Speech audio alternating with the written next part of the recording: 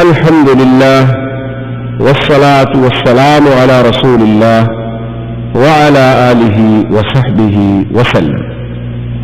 اپنی نئی پیشکش بعنوان ازواج رسول صلی اللہ علیہ وسلم زوجات طیبات طاہرات امہات المؤمنین، شیخ حرم فضیلت الشیخ محمد خیر محمد حجازی المعروف شیخ مکی کی علمی کاوش آپ کی خدمت میں پیش کرنے کی سعادت حاصل کر رہے ہیں۔ اب آپ اس مبارک سلسلے کا پہلا حلقہ سماعت فرمائیں۔ الحمدللہ وکفا والصلاة والسلام علی خاتم الانبیاء سیدنا وحبیبنا محمد المصطفى وعلى آلہ المجتبى وأصحابه النجبى، اللهم صل على سيدنا محمد النبي الأمي الهاشمي وعلى آله وأصحابه نجوم الهدى، أما بعد فقد قال الله تبارك وتعالى في القرآن المجيد والفرقان الحميد، أعوذ بالله من الشيطان الرجيم، بسم الله الرحمن الرحيم،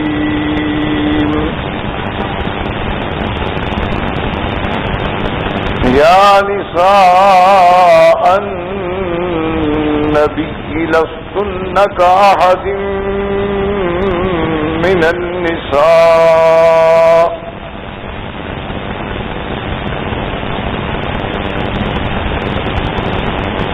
إن اتقيتن فلا تخضعن بالقول فيطمع الذي في قلبه مرض، وقلن قولا معروفا، وقرن في بيوتكن ولا تبرجن تبرج الجاهلية الأولى، وأقمنا الصلاة وآتينا الزكاة وأطعنا الله ورسوله،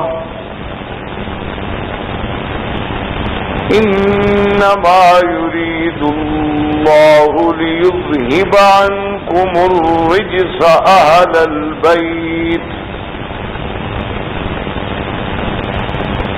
إنما يريد الله ليذهب عنكم الرجس أهل البيت ويطهركم تطهيرا، واذكرن ما يتلى في بيوتكن من آيات الله والحكمة، إن الله كان لطيفا خبيرا، قال النبي صلى الله عليه وسلم خيركم خيركم لأهله وأنا خير لأهلي، أو كما قال رسول الله صلى الله عليه وسلم، قال النبي صلى الله عليه وسلم حبب إلي من الدنيا بثلاث، الطيب والمرأة الصالحة وقرة عيني في الصلاة، أو كما قال النبي صلى الله عليه وسلم، صدق الله العلي العظيم، وصدق رسوله النبي الكريم، ونحن على ذلك لمن الشاهدين ومن الشاكرين والحمد لله رب العالمين. برادران اسلام، واجب الاحترام دوستوں، بھائیوں، عزیز نوجوانوں، الحمدللہ کہ آپ کی اس مسجد مستشفیٰ عبدالعزیز الظاہر میں دروس کی ابتدا ہو رہی ہے،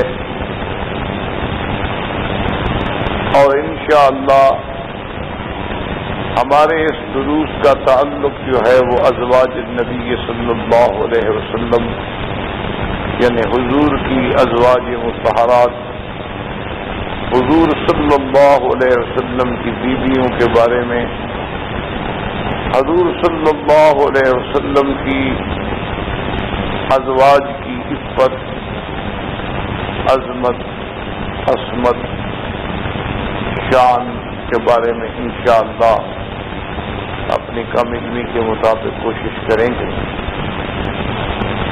کیونکہ اس کی ایک وجہ تو یہ ہے کہ الحمدللہ آپ کے ان دروس میں اللہ کی رحمت سے سیرت النبی پہ ایک البم آ چکا ہے،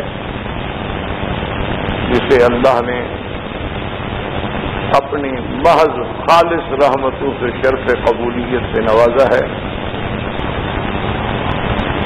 اور اس کے بعد اسی طرح سیرت الانبیاء علیہم السلام کی مناسبت سے قصص الانبیاء کے نام سے بھی الحمدللہ ایک البم آ چکا ہے۔ اب حضور صلی اللہ علیہ وسلم اور انبیاء کی سیرت کے بعد چونکہ اہم شخصیات جو ہیں وہ خلفائے راشدین، حضور کے صحابہ اور صحابہ میں خلفائے راشدین، تو اللہ کی رحمت سے اللہ نے توفیق دی، وہ بھی آپ کی اسی مسجد میں، آپ کے اسی ڈاکٹر فورم میں، آپ کی محنتوں سے، آپ کی کوششوں سے اللہ نے مجھے ہر ہفتے میں ایک رات بیان کرنے کی توفیق بخشی، تو خلفائے راشدین کا بھی ایک البم مکمل ہو کے اللہ کی رحمت سے آ چکا۔ اسی طرح چونکہ پوری امت کو آج اصلاح عقیدہ کی ضرورت ہے، تو اس کی مناسبت سے منہاج مسلم پر بھی الحمدللہ ایک البم جو ہے وہ آ چکا ہے۔ اسی طرح پھر اس بات کی ضرورت تھی کہ اس وقت جو مغربی تہذیب جو ہے وہ اسلام پر حملہ آور ہوتی ہے کہ اسلام میں عورت کے لیے آزادی نہیں ہے، مساوات نہیں ہے، حقوق نسواں کا خیال نہیں کیا جاتا، مسلمان نے عورت کو ایک قیدی کی حیثیت میں رکھا ہوا ہے، تو اس قسم کے غلط اعتراضات کے تفریح کے لیے ضرورت تھی کہ ہم کوئی ایسی چیز خطابات کے ذریعے لائیں جس سے امت کو انشاءاللہ فائدہ ہو اور اغیار اسلام کے اعتراضات کا جواب بھی ہو سکے۔ تو وہ اسلام میں عورت کے مقام کے نام سے اللہ نے توفیق بخشی کہ وہ بھی البم مکمل ہو گیا، الحمدللہ پچھلے سال سے مارکیٹ میں آ چکا ہے۔ اللہ قبول فرمائے اور اللہ اخلاص عطا فرمائے، اللہ ریا سے، سمعت سے، شہرت سے بچائے۔ تو اب آپ سے ہم نے مشورہ کیا کہ اس وقت ضرورت ایک بات کی ہے کہ اگر ازواج رسول صلی اللہ علیہ وسلم کے ضمن میں ہم اپنے دروس کی ابتدا کریں اور اللہ توفیق بھی دے، اصل بات تو ساری اللہ کی توفیق ہے کہ وہ توفیق دیں گے تو بات ہوگی۔ اللہ تبارک و تعالیٰ اگر توفیق ہی نہ دیں تو آدمی کیا کہہ سکتے۔ تو اس کی زیادہ اہمیت ہے، ضرورت ہے۔ اس کے دو فائدے ہوں گے، ایک تو ہم سرکار دو عالم کی زوجات طیبات طاہرات امہات المؤمنین سے متعارف ہوں گے. اور دوسرا اس میں ہماری اپنی بیٹیوں کے لیے، اپنی بہنوں کے لیے، ہمارے اپنے اہل و عیال کے لیے ایک جھلک ملے گی کہ سرکار دو عالم کی گھر کی روشنی، گھر کی تہذیب کا کیا عالم ہے، آپ کا کیا معاشرہ، آپ کی کیسے حسن عشرت. تو اس سے جب ایک عورت کی اصلاح ہو جائے تو یقین فرمائیں کہ پورے گھر کی اصلاح ہو جائے. تو ضرورت اس بات کی تھی. اور اسی ضمن میں انشاءاللہ اگر اللہ نے توفیق بخشی تو حضور صلی اللہ علیہ وسلم کی تعدد ازواج پر جو اعتراضات ہوتے ہیں، جیسے آج کل دشمنوں نے آپ نے دیکھا ہے، یہ کوئی نئی بات نہیں. اسی طرح پہلے ہندوؤں نے، انہوں نے بھی حضور صلی اللہ علیہ وسلم کے خلاف کتابیں لکھی، انہوں نے بھی حضور صلی اللہ علیہ وسلم کے خلاف رنگیلا رسول کتاب لکھ کر عالم اسلام کے مسلمانوں کے دلوں کو زخمی کیا. اسی طرح اور بھی ہر دور میں، حتیٰ کہ حضور صلی اللہ علیہ وسلم کے دور میں کعب بن الاشرف یہودی، حضور صلی اللہ علیہ وسلم کے دور میں ابی لہب، حضور صلی اللہ علیہ وسلم کے دور میں ابی لہب کی بیوی حضور کے خلاف اس قسم کے اشعار، حضور صلی اللہ علیہ وسلم کی حجب میں باتیں، ہر لحاظ سے یہ ابتداء آفرین اس سے ہوتا آیا ہے اور ہوتا جائے گا.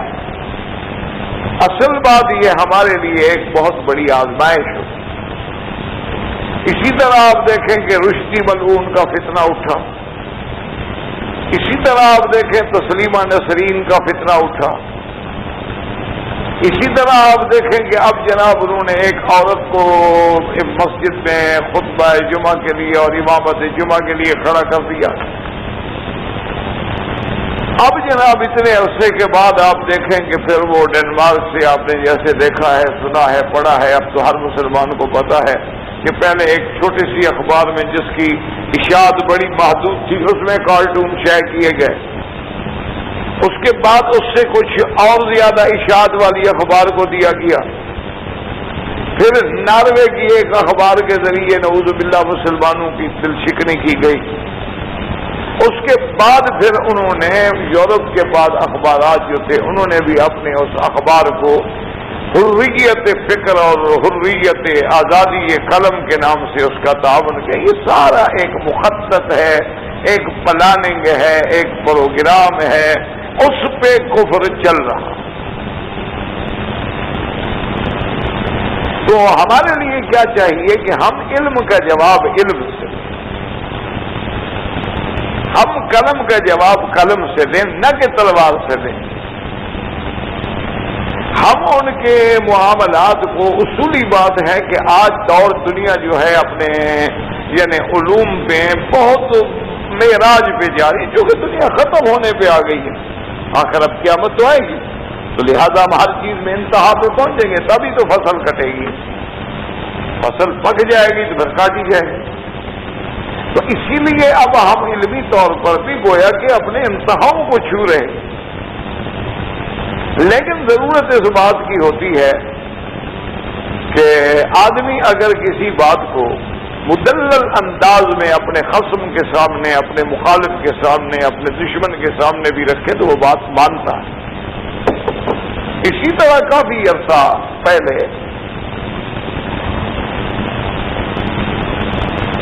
میں انہی محاضرات کے سلسلے میں امریکہ گیا ہوا تھا، تو وہاں ایک مکالمے میں جب بات ہوئی تو ایک صاحب نے کہا کہ دیکھیں جی آپ مسلمان تو بہت پیچھے ہیں، مسلمانوں میں علم نہیں ہے، تہذیب نہیں ہے، تمدن نہیں ہے، جہالت ہے، ناخواندگی ہے، وہی پرانی صدیوں کی پرانی وہی تہذیب ہے، آج تک وہی کاروکاری ہے، آج تک اسی طرح عورتوں کا قتل ہے، تو آپ لوگ کیسے کسی پڑھے لکھے ملک کا، کسی پڑھی لکھی دنیا کا مقابلہ کریں گے؟ آپ کے پاس علم ہے ہی نہیں۔ اور ہمارے علوم کا یہ عالم ہے کہ ہم نے جناب میزائل بنا لیے، ہم نے ایٹم ایجاد کر لیے، ہم نے ایسے ایسے ہوائی جہاز ایجاد کر لیے جو آواز سے تیز رفتار ہیں، ہم نے ایسے ایسے انتظامات کر لیے کہ اب ہر آدمی ایک چھوٹا سا جوال جیب میں رکھ لے تو پوری دنیا سے رابطے میں ہے، ہم نے پورے عالم کو ایک گلوبل ولیج میں تبدیل کر کے رکھ دیا ہے، تو آپ لوگ ہمارا کس بات میں مقابلہ کر سکتے؟ تو اس انداز پہ اس نے، یعنی وہ تو خیر بڑی تفصیل سے بات کی، اس کا ٹائم تھا، اس نے بولنا تھا ہمارا، تو اس نے اپنے دلائل دیے۔ تو اس کے بعد میں نے اس سے ایک سوال پوچھا، میں نے کہا آپ کی تقریر سنی ہے، ماشاءاللہ آپ ٹھیک ہے، آپ اچھے پڑھے لکھے آدمی ہیں، مجھے آپ یہ بتائیں کہ یہ آپ نے میزائل بنا لیے، آپ نے ایٹم بنا لیا، آپ نے پیٹریاٹ ایجاد کر لی، آپ نے جناب ایسے ایسے اقمار صناعیہ سیٹلائٹ کے ذریعے ایسا پوری دنیا میں جہاں چاہیں آپ مٹی پہ چلتی ہوئی ایکٹیویٹی کو بھی دیکھ لیتے ہیں، یہ ساری ترقی آپ نے کی، لیکن آپ یہ بتائیں کہ یہ ترقی عیسیٰ علیہ السلام کے زمانے میں آپ لوگوں نے کیوں نہیں کی؟ آپ تو عیسائی ہیں، آپ مسیحی ہیں، آپ تو حضرت عیسیٰ علیہ السلام کو ماننے والے ہیں، آپ کے پیغمبر سیدنا عیسیٰ علیہ السلام کو ہمارا بھی ایمان ہے کہ وہ اللہ کے رسول، لیکن یہ ساری ترقی یہود نے موسیٰ علیہ السلام کے زمانے میں نہیں کی، نصارہ نے عیسیٰ علیہ السلام کے زمانے میں نہیں کی، اس کی وجہ مجھے آپ بتائیں کہ آخر یہ ساری ترقی محمد مصطفیٰ کے زمانے میں کیوں ہوئی؟ میں نے کہا ایک بات کا مجھے جواب دے دیں، مجھے قائل کر دیں، اس کے بعد میں آپ کی ترقی کو ماننے کے لیے تیار ہوں۔ تو معلوم یہ ہوا کہ یہ علوم جو تھے، چاہے وہ علوم فلکیہ ہوں یا علوم ارضیہ ہوں، چاہے وہ علوم علویہ ہوں یا علوم سفلیہ ہوں، چاہے علوم الادیان ہوں یا علوم الابدان ہوں، یہ سارے دروازے کھلے اس وقت ہیں جب اللہ نے محمد مصطفیٰ کو بھیجا، رحمت دو جہاں، رحمت للعالمین، صلی اللہ علیہ وعلی آلہ واصحابہ وسلم تسلیما کثیرا کثیرا کو بھیجا ہے۔ آپ کا جب دور آیا اور آپ جب قرآن لے کے آئے تو اللہ تبارک و تعالی نے اس قرآن کے ذریعے پورے عالم کو روشناس کرایا۔ اس قرآن نے آ کے ہمیں قصہ ابرہہ کے بارے میں بتایا، اس قرآن نے آ کے ہمیں ابابیل کے بارے میں بتایا کہ ارسل علیہم طیرا ابابیل ترمیہم بحجارۃ من سجیل، کہ وہ پرندے چھوٹے چھوٹے کنکر لائے تھے، اور وہ کنکر جب ہاتھیوں کے ان کے سواروں پہ ڈالا جاتا تھا تو اس کے اندر گھستا ہوا ان کی تباہی و ہلاکت کا باعث بن جاتا تھا، اور وہ کنکر جو ہے ان کے اندر بیماری جدری، جسے آپ جدری عربی میں کہتے ہیں، چیچک کہہ سکتے ہیں آپ، یا اس کو بھی آپ کہہ سکتے ہیں، وہ بھی پھیلنے کا باعث بن جاتا تھا، ان کا عضو کٹنے لگ جاتا تھا۔ تو یہ فلسفہ، یہ چھوٹے سا پتھر، چھوٹے سے ذرے سے اتنے بڑے ہاتھیوں کی ہلاکت کا واقعہ سنانے والا کون ہے؟ وہ تو محمد مصطفیٰ۔ اب آپ نے غور کیا کہ وہ ذرا ڈھونڈے، آپ کو میزائل میں نے کہا کس نے سکھایا؟ یہ بات تو حضور کے آنے کے بعد ہوئی نا، کہ جب ابلیس لعین نے شیطان سے پوچھا کہ بھئی آپ مدد اعلیٰ کی خبریں کیوں نہیں لا رہے ہو؟ انہوں نے کہا جی کیا کریں، انا کننا نقعد منھا مقاعد للسمع، ہم نے تو خلائی اسٹیشن اپنے بنائے ہوئے تھے، وہاں بیٹھ کے ہم ملائکہ کی باتیں سنتے تھے، لیکن ومن یستمع الآن یجد لہ شہابا رصدا، اب اگر ہم سننے کی کوشش کرتے ہیں تو ایک چمکتا ہوا اور جلانے والا ستارہ آ کے ایسے صاروخ کی طرح ہمیں لگتا ہے۔ تو یہ باتیں آپ کو کس نے بتائیں؟ محمد مصطفیٰ صلی اللہ علیہ وسلم۔ آپ تو ساری زندگی ٹامک ٹوئیاں مارتے رہے کہ ذرہ تقسیم ہو سکتا ہے یا نہیں ہو سکتا ہے، آپ نے کہا کہ ذرہ ناقابل تقسیم ہے، اس کے بعد آپ 19ویں صدی میں آگے اس بات پہ پہنچے کہ ذرہ قابل تقسیم ہے، اور پھر اس سے آپ نے قنابل ذریعہ بنانے شروع کیے۔ قرآن نے تو یہ بات 1400 سال پہلے ہمیں بتا دی تھی، اللہ نے اپنے قرآن میں واضح کر دیا تھا، وَمَا يَعْزُبُ عَنْ رَبِّكَ مِنْ مِثْقَالِ ذَرَّةٍ فِي السَّمَاوَاتِ وَلَا فِي الْأَرْضِ وَلَا أَصْغَرَ مِنْ ذَلِكَ وَلَا أَكْبَرَ، کہ کوئی ذرہ یا اس سے بڑا یا اس سے چھوٹا۔ تو قرآن بتا گیا کہ یہ تو قابل تقسیم ہے۔ یہ سارے علوم آپ کو کس نے دیے؟ آپ کیسے ہمیں کہتے ہیں کہ مسلمان نعوذ باللہ جاہل ہے؟ آپ تو غسل کرنا نہیں جانتے تھے، اس وقت بھی بغداد کے اندر جو ہے ماشاءاللہ ہم آباد ہوتے تھے۔ آپ یورپ کو تو پتہ نہیں تھا کہ غسل کیا چیز ہوتی ہے۔ یورپ تو جہالت کی تاریکیوں میں پڑا ہوا ہوتا تھا اگر آپ اسپین سے ہماری کتابیں نہ لے جاتے، اگر آپ ہمارے علوم کو نہ لے جاتے۔ آج ایلوپیتھی آسمان پہ پہنچ جائے لیکن پھر بھی اسی ابن سینا کی محتاج ہے۔ کہاں جائیں گے آپ؟ کیسے نکلیں گے؟ آج بھی مجبور ہیں کہ ابن سینا کے نام سے اپنے میڈیکل کالجوں کے نام رکھتے ہیں، اپنی کتابوں کے نام رکھتے ہیں، جو کہ بنیاد علم کے رکھنے والا وہ شخص۔ تو کس چیز میں آپ ہم سے آگے بڑھے ہیں؟ آپ مجھے ایک بات سے تو بتلا دیں کہ کون سی ایسی بات ہے؟ سائنس نے کہا جی یہ زمین جو ہے یہ بھی اجرام فلکیہ کا ایک حصہ تھی، یعنی پہلے آسمان سے ملی ہوئی تھی پھر علیحدہ ہوئی ہے۔ 1400 سال پہلے قرآن نے بتا دیا، اولم یری الذین کفروا ان السماوات والارض کانتا رتقا، ملا ہوا تھا ففتقناها، ہم نے ان کو علیحدہ کیا۔ یہ سارے علوم تو آپ کو قرآن سے ملے ہیں۔ آپ ہم سے علوم لینے کے بعد الٹا ہمیں کہتے ہیں کہ جی آپ جاہل ہیں۔ ہمیں تو جاہل رکھا گیا، ہمیں تو جاہل بنایا گیا، کبھی سرداروں کے ذریعے، کبھی جاگیرداروں کے ذریعے، کبھی صنعت کاروں کے ذریعے، کبھی حکومتوں کے ذریعے۔ پھر ہمارے اندر نصاب تعلیم کو تقسیم کر دیا گیا، غریبوں کا نصاب الگ ہے، مڈل کلاس کا الگ ہے، اور ایلیٹ کلاس کا الگ ہے۔ ایک بچہ مڈل کلاس میں پڑھ کے آتا ہے بہار سے، اور ایک بچہ ماشاءاللہ دلی یا لاہور یا کراچی یا اسلام آباد کے اسکولوں میں پڑھتا ہے، اس کا مقابلہ وہ غریب کیا کرے گا؟ نتیجہ یہ نکلتا ہے کہ جب انٹرویو ہوگا تو وہ ایلیٹ کلاس والے تو آگے نکل جائیں گے، غریب سارے پیچھے رہ جائیں گے۔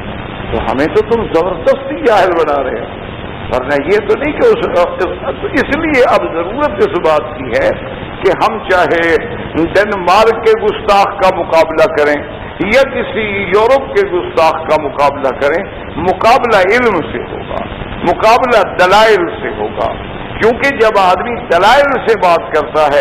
اب دیکھیں نا کہ احمد دیدات کا جب انٹرنیشنل لیول پہ مناظرہ ہوا پادری کے ساتھ، تو ایک کھلی سی بات تھی نا کہ ان کے پیچھے 10 پادری بیٹھے ہوئے تھے اپنی کتابیں لے کر، اور ہمارا ایک آدمی کھڑا تھا بیچارہ وہ پڑھ رہا ہے، ان کی کتابوں کے حوالے دے رہے ہیں اور منہ کھول کے وہ بیٹھے ہوئے ہیں۔ آخر میں اس نے کہا کہ چلو ایسا کرو، یہ کتاب جو تمہارے ہاتھ میں ہے یہ اللہ کی اگر کتاب ہے تو اس میں آپ کو بتاتا ہوں کہ فلاں صفحہ جو ہے نا وہاں سے صرف 2 صفحے عبارت پڑھ لو، اگر عبارت پڑھ کے لوگوں کو سنا دو میں ہار گیا، اور قرآن سے تو مجھے جہاں سے کہو میں پڑھتا ہوں۔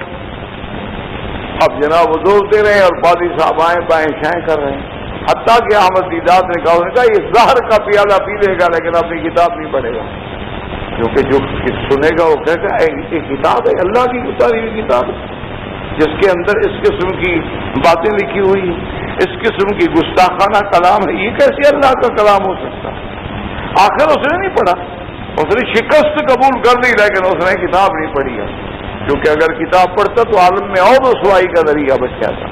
اس لیے ہم نے یہ ضرورت محسوس کی کہ ازواج النبی کے بارے میں جو شبہات ہیں، جو اعتراضات ہیں، جو دشمنوں کے حفوات ہیں اور بلا وجہ محض توہمات ہیں، ایک تو ان کا ازالہ ہو، اور ایک حضور پاک کی بیویوں سے جو عقیدت ہے وہ بھی تو حضور کی وجہ سے ہے۔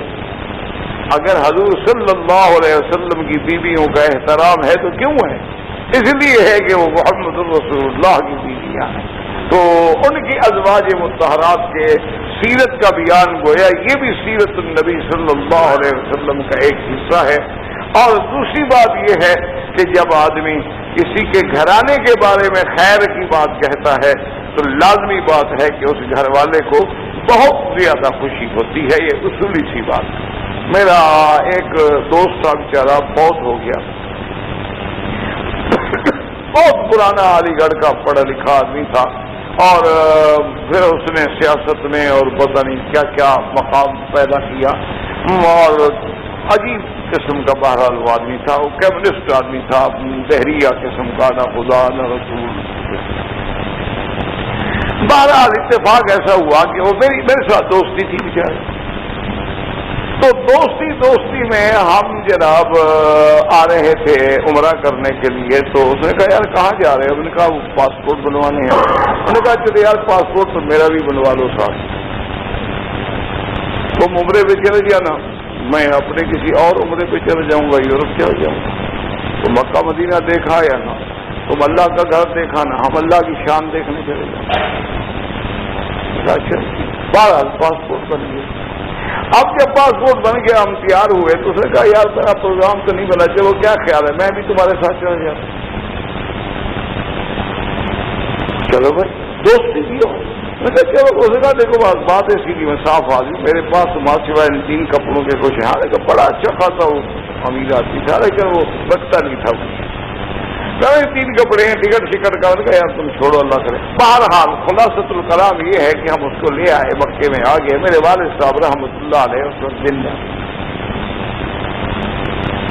تو صبح کی نماز کے بعد الحمدللہ جہاں آج اللہ کی رحمت سے اور ان کی دعاؤں سے میں درس دیتا ہوں، اسی جگہ وہ درس دیتے ہیں۔ درس دینے کے بعد پھر وہ اسی جگہ تھوڑا سا آگے جا کے کعبۃ اللہ کے دیوار کے سائے میں بیٹھ جاتے تھے، وہاں پھر وہ اشراق پڑھتے، نفل پڑھتے، یا جو کچھ اللہ ان کو توفیق دیتا، تو تقریباً 9 ساڑھے 9 بجے تک بیٹھتے، پھر وہ گھر جاتے۔ تو ان دنوں میں زیادہ پاکستان میں ہوتا تھا، اور اپنے الیکشن ان مصیبتوں میں بھی پڑا ہوا۔ تو وہ ایک دن آئے تو والد صاحب نے ان کو ساتھ بٹھا دیا، وہ نذیر صاحب ان کا نام تھا، اللہ مغفرت کرے، فوت ہو گئے۔ تو انہوں نے کہا کہ دیکھو نذیر تم اس وقت اللہ کے گھر میں بیٹھے ہو، مجھے اپنے بیٹے کے بارے میں مختلف رپورٹیں آتی ہیں، بعض تو اچھی بھی ہوتی ہیں، بعض غلط بھی ہوتی ہیں، کیونکہ تم اس سے بہت زیادہ کلوز ہو، بہت زیادہ قریب ہو، تم مجھے بتاؤ کہ حقیقت کیا ہے۔ وکیل صاحب اپنے اس دینی طریقے پہ قائم ہے، اپنے مذہب پہ، اپنے مسجد، اپنا مدرسہ، اپنی خطابت، یا اس سے ہٹ گیا ہے، سیاسیات کی نظر ہو گیا؟ تو میں آپ سے پوچھنا چاہتا ہوں، آپ مجھے ایک بات بتائیں۔ تو نذیر صاحب نے کہا کہ جی گزارش یہ ہے کہ میں بات تو بتاؤں گا آپ کو، آپ نے پوچھا ہے اور مجھے بھی جھوٹ بولنے کی کوئی ضرورت ہی نہیں، لیکن آپ ناراض تو نہیں ہوں گے پھر اگر میں سچی بات کروں؟ انہوں نے کہا نہیں ناراض۔ انہوں نے کہا دیکھیں آپ کو پتا ہے کہ میرا تعلق جو ہے مولانا ابوالکلام آزاد سے بھی رہا ہے، میرا تعلق جو ہے حکیم اجمل خان سے بھی رہا ہے، میرا تعلق جو ہے پاکستان میں آنے کے بعد فلاں علماء سے، فلاں سے، فلاں سے، فلاں سے، اور پھر آپ سے بھی رہا ہے، آپ کی خدمت میں بھی میں آتا تھا جب آپ پاکستان میں تھے۔ تو کہا آتے تھے تم کبھی کبھی، اور نے کہا آپ سارے مولوی مل کر مجھے مسجد میں نہیں لے جا سکے، ایک دن نماز نہیں پڑھا سکے، یہ اللہ کا بندہ مجھے کعبے میں احرام بندوا کے لے آیا، میرے نزدیک تم سب سے زیادہ بزرگ ہے وہ۔ ان کا تم لوگ تو کبھی مجھے مسجد میں نہیں لے جا سکے، میں وہی بے دین کا بے دین رہا، کمیونسٹ کا کمیونسٹ رہا، کبھی خدا کو نہیں مانا، رسول کو نہیں مانا۔ اس بندے نے مجھے احرام بنوا دیا، عمرہ کروا دیا، اس پتھر کے گھر کو بھی بنوا دیا کہ یہ اللہ کا گھر ہے، تو میرے نزدیک تو یہ زیادہ بزرگ ہے۔ میں تو آپ کو بھی بزرگ نہیں مانتا، میں تو ان مولویوں کو بھی بزرگ نہیں مانتا جو مجھے مسجد تک نہیں لے جا سکے، میں تو اس کو کہیں تو پیر بھی مان لوں گا، بزرگ بھی مان لوں گا، فقیر بھی، اس کے بارے میں آپ کو کیا شکایت کروں جس کے بارے میں میری یہ عقیدت ہو؟ تو بس بڑے خوش ہوئے۔ اچھا تو وجہ کیا تھی کہ بھئی ایک لحاظ سے بیٹے کی تعریف ہو رہی تھی، تو اس لیے ہمیشہ قاعدہ ہے کہ جب آپ سیرت طیبہ بیان کریں گے ازواج مطہرات کی، تو یہ سبب بنے گا حب رسول کا، اور حب رسول جو ہے وہ سبب ہے اللہ کی محبت کا۔ اور اللہ کی محبت اور رسول کی محبت اور اہل بیت کی محبت، اصحاب رسول کی محبت سبب ہے ہمارے لیے نجات دارین کا۔ تو اس لیے انشاءاللہ اللہ کی رحمت سے آج ہم اپنا پہلا درس جو ہے فضیلت ازواج مصطفیٰ صلی اللہ علیہ وآلہ آلہ واصحابہ وسلم تسلیما کثیرا سے شروع کرتے ہیں۔ اب مسلمانوں کے لیے چونکہ سب سے بڑی چیز کیا ہے؟ اللہ کا قرآن، اور قرآن سے بڑی گواہی، قرآن سے بڑی دلیل، قرآن سے بڑی سچائی دنیا میں کوئی ہو نہیں سکتی۔ ومن اصدق من اللہ قیلا۔ تو سب سے پہلے تو ہم اللہ کے قرآن سے پوچھتے ہیں کہ وہ حضور صلی اللہ علیہ وسلم کے ازواج مطہرات کی شان کے بارے میں کیا ہے۔ تو یاد رکھیں کہ قرآن پاک نے اسی سورت مبارک میں جو سورت الاحزاب ہے، اس میں آپ دیکھیں گے کہ اللہ نے قرآن پاک میں اپنے نبی کو مخاطب فرمایا کہ یا ایھا النبی قل لازواجک ان کنتن تردن الحیاۃ الدنیا وزینتها فتعالینا امتعکن واسرحکن سراحا جمیلا۔ اللہ نے فرمایا کہ میرے نبی صلی اللہ علیہ وسلم، یا ایھا النبی، یہ خطاب جو ہے یہ بھی لقب ہے محمد المصطفیٰ، اس لیے علماء لکھتے ہیں کہ نام لے کے حضور کو نہ پکاریں، بلکہ جب بھی پکاریں تشریف سے، تکریم سے، تعظیم سے پکاریں، کہ اللہ پاک نے بھی حضور کا نام جو ہے کسی خاص مقام پہ تو لیا ہے، ورنہ جب بھی خطاب فرمایا ہے تو القاب سے خطاب فرمایا۔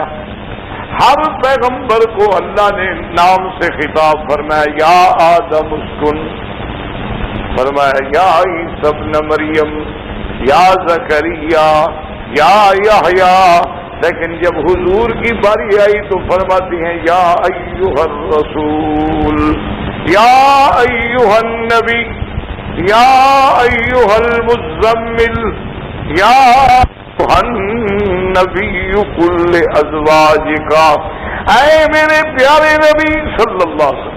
لفظ ایھا النبی ہے، ہم پیار کیوں کہتے ہیں؟ اپنی اظہار عقیدت کے لیے، اظہار محبت کے لیے کہ اللہ کو نبی پیارے ہیں، تب تو اس انداز میں خطاب ہو رہا ہے۔ اگر پیار نہ ہوتا تو خطاب کا یہ انداز بھی نہ ہوتا۔ یہ انداز تخاطب بتلاتا ہے کہ وہ حبیب اللہ ہے، جیسے ابراہیم خلیل اللہ ہے، میرے محمد مصطفیٰ صلی اللہ علیہ وسلم جو ہیں حبیب اللہ ہیں، اور حضور کی اتباع ہی اللہ کی محبت کا ذریعہ ہے۔ اس لیے قرآن واضح کر دیتا ہے کہ قل ان کنتم تحبون اللہ، کہہ دیجئے کہ اگر تم چاہتے ہو اللہ سے محبت، فاتبعونی یحببکم اللہ، تم میری اتباع کرو، اللہ تم کو اپنا محبوب بنا دیں گے۔ تو اللہ کی محبوبیت حاصل ہوگی تو اتباع محمد مصطفیٰ سے، نجات حاصل ہوگی تو اتباع محمد مصطفیٰ سے۔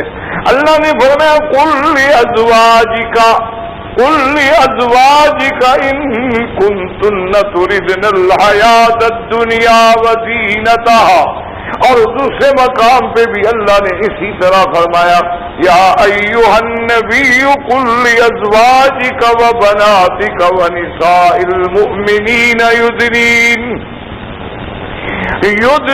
علیہن من جلابیبہن۔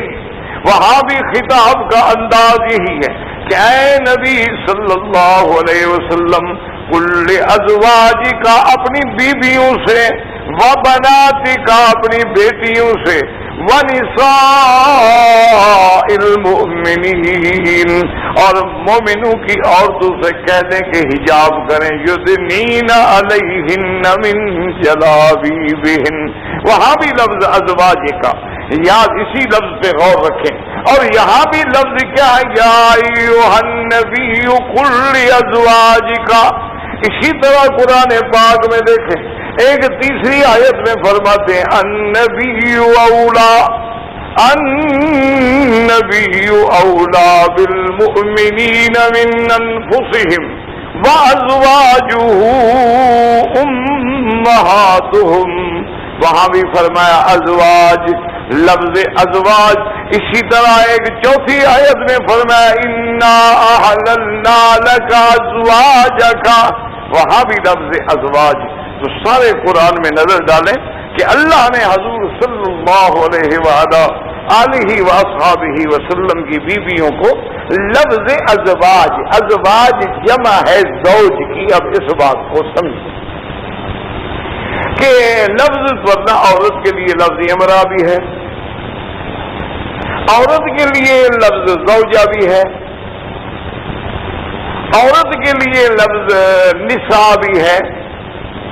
تو کئی یعنی القاب ہیں عورت کے لیے، لیکن اللہ تبارک و تعالی نے حضور صلی اللہ علیہ وسلم کی بیویوں کے لیے جو لفظ استعمال فرمایا ہے وہ اپنا جو ہے ازواج کا ہے. اس کی کیا وجہ؟ بس اس بات کو آپ سمجھیں تو اسی میں شان ہے ازواج رسول اللہ. ازواج یاد رکھیں جمع ہے زوج. زوج کا معنی کیا ہوتا ہے؟ دونوں چیزوں کا برابر ہونا. جیسے آپ کا محاورات عرب میں کہتے ہیں زوجہ خف، جیسے جوتی کے دونوں پاؤں جو ہیں وہ برابر ہوتے ہیں، ان میں ذرا سا بھی فرق نہیں ہوتا. جن میں یعنی تماثل ہو، عربی میں کہتے ہیں تماثل ہو، تشابہ ہو، تشاکل ہو، وہ زوج ہوگا. زوج جوڑا ہو گیا، لیکن کیسے زوج ہوگا؟ جس میں تشاکل ہو، باقاعدہ تماثل ہو، تشابہ ہو یعنی برابری، تب وہ زوج کہلائے. ایک چھوٹا بڑا تو زوج تو نہیں کہلائے. تماثل نہ ہو پھر بھی نہیں کہلائے گا، تشاکل نہ ہو پھر بھی نہیں کہلائے گا. تو اس لیے اب آپ دیکھیں کہ اللہ تبارک و تعالی نے اچھا اور مقامات پہ اللہ نے نام لیا ہے، لیکن وہاں لفظ امرا ہے. مثلا اللہ تبارک و تعالی نے فرمایا ہے قرآن ضرب اللہ مثلا للذین کفروا امرأة نوح وامرأة لوط. اللہ نے مثال بیان کی کہ دیکھو نوح علیہ السلام کی بیوی بھی کافرہ اور لوط علیہ السلام کی بیوی بھی کافرہ. حضرت لوط علیہ السلام نبی ہیں، بیوی کافر ہے. حضرت نوح علیہ السلام اول رسول پہلے نبی ہے لیکن بیوی کافرہ.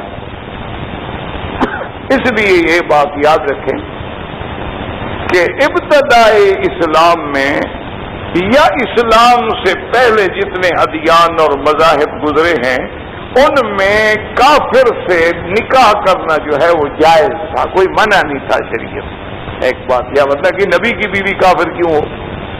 کیونکہ منع نہیں تھا. ٹھیک، حضور صلی اللہ علیہ وسلم نے بھی اپنی بعثت سے پہلے اپنی بیٹیوں کا نکاح کن سے کیا؟ کیونکہ منع نہیں.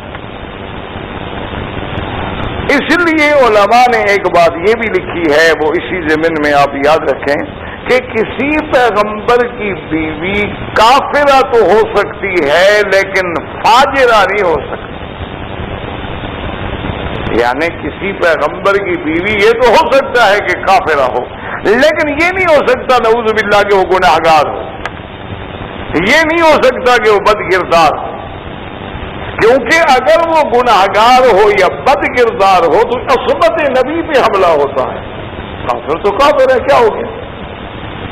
اس لیے قرآن نے جہاں فرمایا کہ فخانتاہما، ان کی بیویوں نے خیانت کی، تو خیانت مانا گناہ نہیں، خیانت یہ کی کہ انہوں نے اپنے کفر پہ رہتے ہوئے اپنے کفار کی حمایت کی، لیکن حضرت لوط علیہ السلام کی حمایت نہ کی، حضرت نوح علیہ السلام کی حمایت نہ کی. ورنہ کبھی بھی اللہ اپنے انبیاء کے گھرانے کو اتنا پاک رکھتے ہیں، اتنا صاف رکھتے ہیں کہ وہ کافر تو ہو سکتا ہے لیکن گناہگار نہیں ہو سکتا. اسی لیے میرے آقا نے ارشاد فرمایا تھا کہ ولدت من نکاح، کہ الحمدللہ اللہ نے مجھے نکاح سے پیدا فرمایا ہے. اور فرمایا کہ اللہ نے جب سے میرا سلسلہ رکھا ہے حضرت اسماعیل سے کنانا کو اختیار کیا، کنانا میں سے قریش کو چن لیا، قریش میں سے اللہ نے بنو ہاشم کو چن لیا، بنو ہاشم میں سے بنو عبد المطلب کو چن لیا، عبد المطلب کے گھرانے سے مجھے چن لیا. حضور نے فرمایا میری والدہ سے لے کر آخری نسل تک چلے جاؤ، پوری نسل میں زنا نہیں ہوا کہیں، اللہ نے پاک رکھا. یعنی یہ عزت و عظمت ہے کہ صدیاں پہلے، یعنی یہ نہیں حضور کے خداوند، یعنی اس سے پہلے حضرت ولد اسماعیل، یعنی اب حضور کا نسب کہاں سے چلے گا؟ محمد ابن عبداللہ ابن عبد المطلب ابن ہاشم ابن عبد مناف قصی ابن کلاب ابن مرئی، لیکن انتہا ولد اسماعیل پہ جا کے ہوگی. تو اللہ نے اس سے لے کر حضور کی والدہ تک ایسا نسب محفوظ رکھا ہے کہ کوئی دشمن تانا بھی نہ دے سکتا. تو بہرحال کہنے کا مقصد یہ تھا کہ اب بات کو سمجھیں کہ وہاں اللہ نے لفظ کیا استعمال کیا؟ امرأۃ نوح وامرأۃ لوط، لوط کی بیوی عورت. اچھا اسی طرح آپ دیکھیں کہ حضرت ابراہیم تو پیغمبر ہیں، وہاں بھی لفظ آیا تو مرأہ کا آیا ہے. قرآن پاک میں باقاعدہ آپ نے پڑھا ہے کہ جب مہمان آئے حضرت ابراہیم علیہ السلام کی خدمت میں، آپ نے جناب ایک بچڑا ذبح کیا، بھونا اور پیش کر دیا. اب دیکھا کہ مہمان تو کھاتے نہیں، کہا لا تاکلون، کیوں نہیں کھاتے ہو؟ ابراہیم علیہ السلام ڈر گئے کہ یہ اچھے مہمان ہیں. اچھا یہ عرب میں ایک رواج ہوتا تھا کہ مہمان اگر کھانا نہ کھائے تو مانا ہے کہ دشمنی، ورنہ کیسے دوست ہو اور کھانا نہ کھائے، یا اجنبی ہو اور کھانا، ہاں دشمن نہیں کھاتا، کہتا ہے میں اس کے گھر کا کھانا کیوں کھاؤں گا، یہ تو میرا دشمن ہے.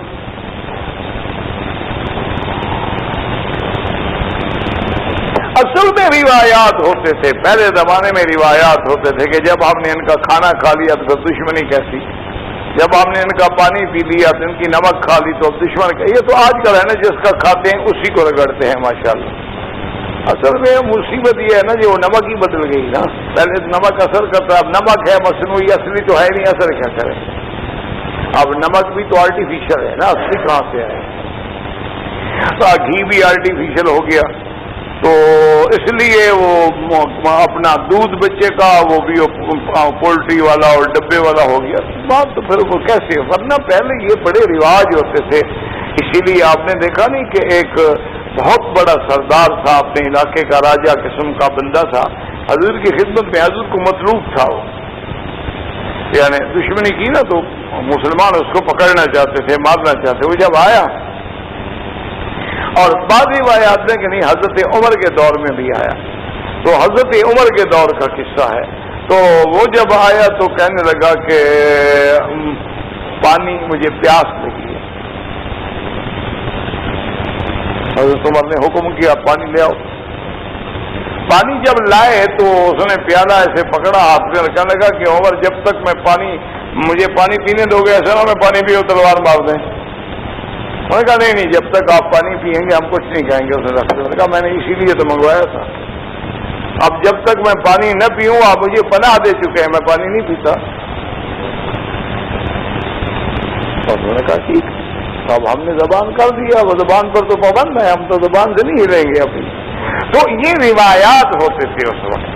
تو اس لیے اب قرآن پاک کہتا ہے کہ جب مہمان آئے تو آپ نے کھانا رکھا نہ کھایا. اس کے بعد نے کہا کہ حضرت ابراہیم علیہ السلام سے کہ انا رسول اللہ، ہم تو فرشتے ہیں. تو اب جناب پوچھا قال فما خطبکم، اس کے بعد آتا ہے کہ وامرأتہ قائمۃ فضحکت، کہ آپ کی عورت بھی وہاں کھڑی تھی. جب انہوں نے بچے کی خوشخبری دی لوگ بیچاری ہنس پڑی. انہوں نے کہا عجیب بات ہے، میں بوڑھی ہو گئی، خاوند بوڑھا ہو گیا، ہماری وہ عمر ہی گزر گئی بچے پیدا کرنے کی، اب تو ہم بالکل حکیم ہو گئے، اب ہمیں خوشخبری دی جا رہی. انہوں نے کہا عجیب بات ہے، تم تعجب کر رہی ہو؟ تو اللہ کی طرف سے خبر ہے، اللہ تو قادر ہے نا، چاہے بوڑھے کو دے دے، نہ چاہے تو جوان کو بھی نہ دے. تو وہاں بھی لفظ کیا ہے؟ وامرأۃ۔ اسی طرح جب اللہ نے زکریا علیہ السلام کی دعا مانگنے کے بعد اللہ نے آپ کو خوشخبری دی کہ یا زکریا انا نبشرک بغلام اسمہ یحییٰ، تو وہاں بھی حضرت زکریا نے بھی عرض کیا تھا کہ یا اللہ مراتی آخر میری بیوی جو ہے وہ بیچاری تو سانڈ ہو چکی ہے، اب وہ تو اس مدت عمر سے گزر چکی ہے جس میں بچہ پیدا ہوتا ہے، تو وہاں بھی لفظ وامرأتی۔ حضرت ابراہیم کی بیوی کے بارے میں بھی لفظ آیا وامرأتہ قائمۃ فضحکت۔ اسی طرح کو حضرت لوط علیہ السلام کی بیوی کے بارے میں بھی لفظ آیا امرأۃ لوط۔ حضرت نوح علیہ السلام کی بیوی کے بارے میں بھی لفظ آیا امرأۃ نوح۔ اچھا اسی طرح دیکھیں کہ فرعون کی بیوی کے بارے میں بھی لفظ ضرب اللہ مثلا للذین آمنوا امرأۃ فرعون، وہاں بھی امرأۃ فرعون لفظ آیا امرأۃ فرعون۔ اچھا اسی طرح دیکھیں آپ سیدنا یوسف علیہ السلام کے قصے میں دیکھیں تو وہاں بھی یہی لفظ آپ کو ملے گا کہ امرأۃ العزیز، عزیز کی عورت۔ تو اس لیے آپ اب اس لفظوں پہ غور کریں کہ ہر جگہ تو لفظ امرأہ ہے لیکن اللہ نے میرے مدنی پاک کی کسی بیوی کو امرأہ نہیں کہا۔ اصل جو بات سمجھنے والی ہے، خدا ہمیں قرآن کو سمجھنے کی توفیق دے اور تدبر اور تفکر کی توفیق دے کہ وہاں تو کہہ دیا امرأہ، لیکن حضور کی بیویوں کا جب نام آیا ہے تو فرمایا ازواجکا، یا فرمایا یا نساء النبی من یأت منکن بفاحشۃ مبینۃ، یا فرمایا یا نساء النبی لستن کاحد من النساء، کہیں فرماتے ہیں النبی اولا بالمؤمنین من انفسہم وازواجہ امہاتہم، کہیں فرماتے انا احللنا لک ازواجک، اور کسی جگہ فرماتے ہیں یا ایھا النبی لم تحرم ما احل اللہ لک تبتغی مرضات ازواجک، تو وجہ اس کی کیا ہے؟ تو اصل بات جس کے لیے ہم نے اتنی لمبی تمہید باندھی ہے اس لیے کہ وہ میرے سامعین کے دماغ میں اتر سکے کہ زوج کا معنی ہوتا ہے جس میں برابری کا معنی پایا جائے، جس میں تماثل اور تشابہ پایا جائے۔ اللہ نے فرمایا میرا مدنی آپ کو جو ہم نے بیویاں دی ہیں یہ واقعی آپ کے جوڑ کی ہیں، آپ کی زوج ہیں، یہ واقعی ازواج کہلانے کی مستحق ہیں۔ اچھا وہاں امرأۃ لوط مجید جوڑ نہیں بنتا، کیوں؟ لوط نبی ہے وہ کافرہ، تو جوڑ کیسے بنے؟ اچھا ابھی نوح علیہ السلام کی بیوی کو امرأہ کہا کیوں جوڑ نہیں بنتا؟ کیونکہ وہ کیسے جوڑ بنے؟ وہ نبی ہے وہ کافرہ۔ اچھا اب حضرت ابراہیم علیہ السلام یا حضرت زکریا علیہ السلام کی بیوی کو امرأہ کیوں کہا کہ وہ قصہ حمل تھا، وہ قصہ تھا کہ اللہ آپ کو بیٹا دے گا۔ اللہ نے کہا عالد انا عجوز وھذا بالی شیخا، عجیب بات ہے کہ میں بوڑھی جو ہے اب مجھے حمل ہوگا، اب مجھے بچہ پیدا ہوگا، اور یہ میرا خامد بھی بوڑھا ہو گیا۔ تو وہاں چونکہ حمل کا قصہ تھا، حمل عورت کو ہوتا ہے، حمل مرد کو تو ہوتا نہیں، تو وہاں بھی لفظ امرأہ کا استعمال ہو سکتا تھا، وہاں بھی زوج کا لفظ استعمال نہیں ہوا۔ بھی حضرت زکریا نے بھی کہا کہ ممراتی آخر وحبلی ملتن کا ولیہ، تو وہاں بھی چونکہ لفظ امرأہ کا استعمال ہونا تھا، چونکہ معنی یہ تھا کہ بھئی آپ کی بیوی جو ہے وہ قصہ حمل ہے کہ اللہ بچہ دیں گے، اور حمل کا تعلق عورت سے ہوتا ہے اور حمل کا تعلق جو ہے وہ مرد سے نہیں ہوتا، کیونکہ قرآن جو ہے، قرآن تو ایک عظیم نعمت ہے، لیکن خدا کرے کہ ہمیں اس میں اللہ ہمیں پڑھنے اور سمجھنے کی توفیق دے۔ قرآن میں تو اشارات ہوتے ہیں۔ اب آپ دیکھیں جناب کہ اب 21ویں صدی میں مثلا آپ گزر رہے ہیں، اب جدید تحقیق جو آئی ہے نا جی، جدید علوم کے ماہرین کی جو تحقیق آئی ہے وہ یہ آئی ہے کہ آپ نے مکڑی کا گھر تو دیکھا ہے نا، جس کو بیت العنکبوت عربی میں کہتے ہیں، بیت العنکبوت ہم مکڑی کہتے ہیں، کہ مکڑی گھر بناتی ہے، بڑا عجیب سا گھر ہوتا ہے، دیکھنے والا ہوتا ہے، اتنا اچھا تو کوئی آرکیٹیکٹ بھی نہ بنا سکے جتنا وہ بناتے ہیں۔ تو بہرحال اب تحقیق یہ آئی ہے کہ وہ گھر جو ہے عورت مؤنث بناتی ہے، مذکر نہیں بناتا۔ اب جدید علوم نے یہ تحقیق کی ہے، اس کا باقاعدہ ریسرچ کی ہے، انہوں نے تحقیق کی ہے، وہاں جناب اس کو انہوں نے منظار اور اپنے مشینوں کے اور اپنے جہازوں کے رکھا ہے، تو تحقیق پہ وہ اس نتیجے پہ پہنچے ہیں کہ مکڑی کا جو گھر ہے نا، وہ گھر بنانے میں عورت ہی کام کرتی ہے، مرد نہیں کرتا۔ اب مغرب والوں کو اب پتہ لگے گا کہ یار مساوات تو وہاں بھی نہیں ہے، وہاں بھی تو کام عورت سے لیا جا رہا ہے، وہاں بھی مؤنث سے کام لیا جا رہا ہے، مذکر تو کھانے کے لیے بیٹھا ہوا ہے۔ تو بہرحال یہ ہے کہ لیکن اگر آپ قرآن پہ دیکھیں، اگر آپ کا قرآن کا ذوق ہوتا تو یہ تو 19ویں صدی کے بعد، یعنی اب جا کے 20ویں یا 21ویں صدی میں اس تحقیق پہ پہنچے ہیں، لیکن قرآن نے ہمیں کیا بتایا تھا؟ آپ نے فرمایا مثل الذین اتخذوا من دون اللہ اولیاء، اللہ نے فرمایا ان لوگوں کی مثال جو اللہ کے سوا اپنے دوست بناتے ہیں، کمثل العنکبوت اتخذت، جیسے کہ عنکبوت مکڑی، اتخذت مؤنث کا صیغہ ہے، اتخذت بیتا، کہ جیسے وہ مؤنث مکڑی اپنا گھر بناتی ہے۔ تو قرآن پہلے بتلا گیا تھا کہ گھر بنانے کا کام مکڑی تانی مؤنث کرتی ہے، مذکر نہیں کرتا۔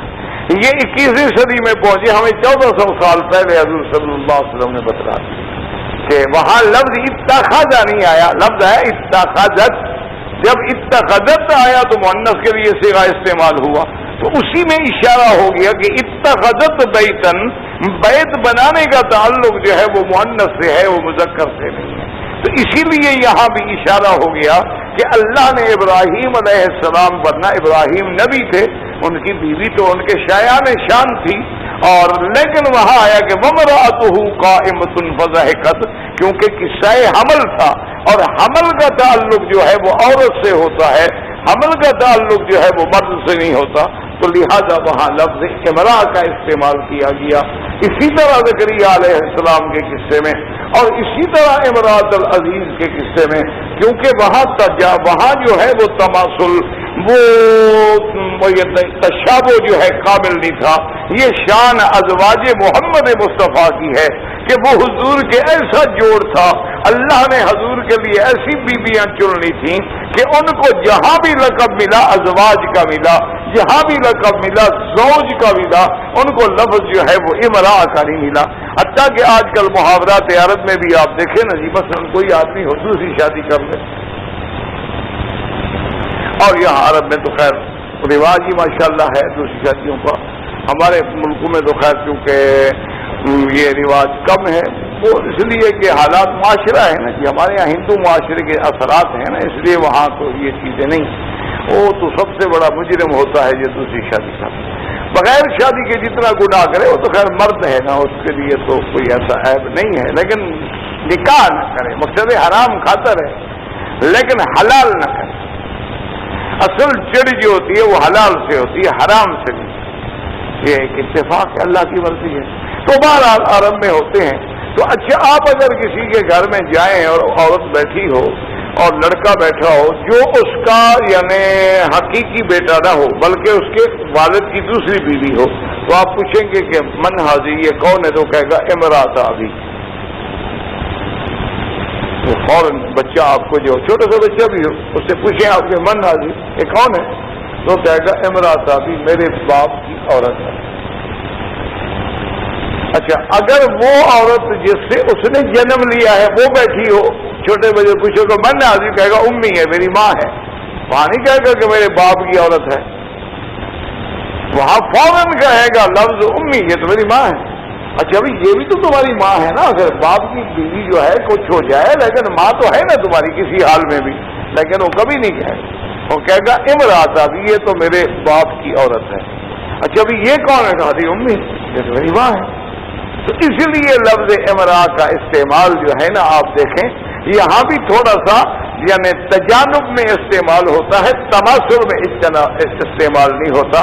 یہی کتنی بڑی شان ہے کہ اللہ حضور کی بیویوں کو حضور کے برابر لے آئیں، ورنہ کوئی حضور کے برابر ہو سکتا ہے؟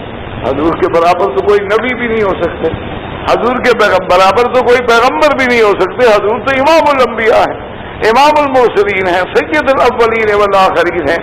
حضور صلی اللہ علیہ وسلم تو اللہ کی ساری مخلوق میں افضل ہیں. بعد خدا بزرگ تو یہ قصہ ہے مختصر، لیکن اللہ نے نبی کی بیویوں کو کتنی بڑی شان دی کہ فرمایا کہ ازواج النبی ازواج کا ازواجہ امہاتہم، اور فرمایا نساء النبی، اور یہاں فرمایا یا نساء النبی لستن کاحد من النساء، کہ محمد مصطفیٰ کی بیویاں تم کوئی عام عورتیں نہیں ہو، تم کی دنیا کی عام عورتوں کی طرح عام عورتیں نہیں ہو، تم تو محمد مصطفیٰ کی بیویاں ہو، تم تو ازواج محمد مصطفیٰ ہو، تم تو زوجات محمد مصطفیٰ ہو. اور دیکھو اگر آدمی تھوڑا سا غور کرے تو اللہ نے قرآن میں فرمایا کہ الطیبات للطیبین والطیبون للطیبات. اللہ نے فرمایا پاک بیویاں پاک مردوں کے لیے اور پاک مرد جو ہیں وہ پاک بیویوں کے لیے. الخبیثات للخبیثین، گندی عورتیں گندے مردوں کے لیے اور گندے مرد بھی گندی عورتوں کے لیے ہوتے ہیں. اب جن کو اللہ نے حضور کے لیے چن لیا ہو تو حضور سے اچھا کون ہو سکتا ہے؟ حضور سے طیب طاہر کون ہو سکتا ہے؟ حضور سے زیادہ پاکیزہ زندگی کس کی ہو سکتی ہے؟